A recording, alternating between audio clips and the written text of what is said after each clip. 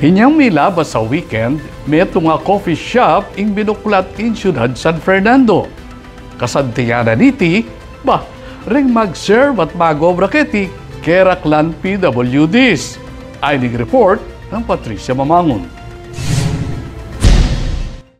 Reti ring masayang crew at staff ng MW Cafe, Keteking Barangay Juliana, Ciudad San Fernando. Inyang weekend, binuklatsing bayong coffee shop, apanibala ng MW Center, Association for Mental Wellness and Professional Growth, kabibilangan da ring psychologists, therapists, social workers, teachers, pengari at ring advocates king mental wellness. King MW Cafe, mismong ring PWDs, ring magsilbing crew, 5 kareti ating Down syndrome kabang adwa naman out-of-school youth. Tinago niya keti Mayor Vilma Caluag nung nukarin pepa siya king suporta king advokasyaning center. Kapag nasana kanuning MW Center, hindi na lang kakayanan, ren karelang susopan kapamilataning multidisciplinary training, occupational and functional therapy. King salukuyan at yun na lang king 38 na individual, edad 41 years old pababa, ren antabayananing center.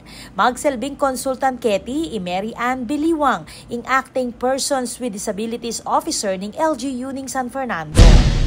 Ngayon gagawan tamo rin mag-consult tamo as the PDAO officer, metong tamo ka rin consultant, and right now kasi atin lang training for transition for work.